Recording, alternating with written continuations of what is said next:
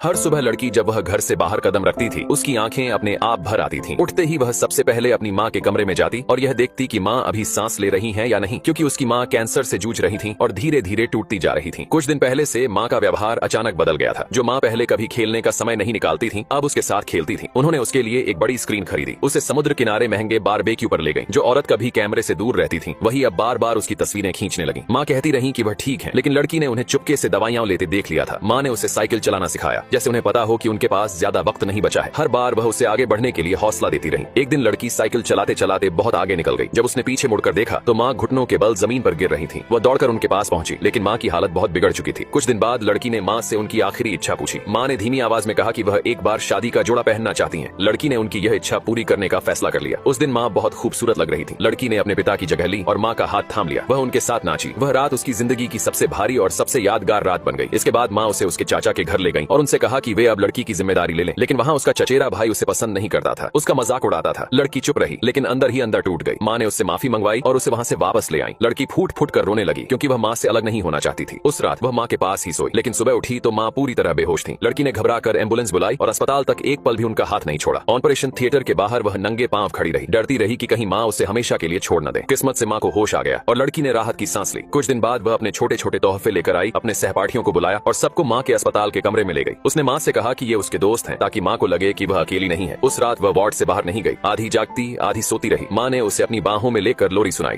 चुड़ैल रानी चूहे की जान लेने ही वाली थी, तभी उसका एक साथी बिना एक पल सोचे अपनी जान की परवाह किए बिना आगे कूद पड़ा। उसने पूरी ताकत से चुड़ैल के हाथ को काट लिया और उसी पल उस चूहे की जान बच गई। गुस्से से पागल होकर चुड़ैल ने अपने हाथ अजीब तरीके से फैलाए और चूहों के पीछे दौड़ने लगी, लेकिन तभी उसका हाथ वेंटिलेशन फैन में फंस गया। उसी थोड़ी सी देर में सारे चूहे पूरी ताकत से भाग निकले। किसी तरह जान बचाकर वे वेंटिलेशन पाइप से होते हुए किचन में पहुंच गए। वहाँ जो उन्होंने देखा उन्हें रोक कर रख दिया। किचन में चुड़ैलों के लिए खाना बन रहा था। उस पल चूहों की आंखों में डर नहीं, सिर्फ गुस्सा था। तभी उन्होंने एक फैसला किया, अब वे चुप नहीं रहेंगे। तभी एक चूहा किसी तरह जहर से भरी एक छोटी शीशी ले आया। पूरी ताकत लगाकर उसने उसका ढक्कन खोला, फिर चम्मच से धीरे धीरे उसे उबलते समुद्री खाने के सूप की तरफ ले गया। अचानक शेफ सूप के पास आ गया। डर के मारे चूहा वहीं जम गया, चम्मच कसकर पकड़े हुए। लेकिन किस्मत उनके साथ थी। पास वाला चूल्हा भड़क उठा और सबका ध्यान उधर चला गया। यही मौका था। चूहे ने पूरा जहर सीधे पैन में डाल दिया। जहर कुछ ही सेकंड में सूप में मिल गया और किसी को शक नहीं हुआ। एक बेखबर वेटर सूप को सीधे बड़े भोज में ले गया। चुड़ैलें हंसते हुए मजे से सूप पीने लगी, लेकिन अगले ही पल जादू असर दिखाने लगा। एक औरत तो चीख भी नहीं पाई और पल भर में वह चूहा बन गई। बाकी लोगों को समझने का मौका भी नहीं मिला। एक एक करके सबका रूप बदलने लगा। कुछ ही सेकंड में पूरा हॉल चूहों से भर गया। जो कभी शाही दावत थी वह पल भर में अफरा तफरी बन गई। बदले हुए चूहे जैसे होश खो बैठे थे। हर तरफ तबाही मच गई। डरे हुए कर्मचारी उन्हें भगाने दौड़े, लेकिन हालात और बिगड़ गए। एक चूहा सीधे हॉल मैनेजर पर कूद पड़ा। डर के मारे वह बुरी तरह कांपने लगा और संतुलन खो बैठा। कुछ ही पलों में शाही दावत पूरी तरह बर्बाद हो चुकी थी।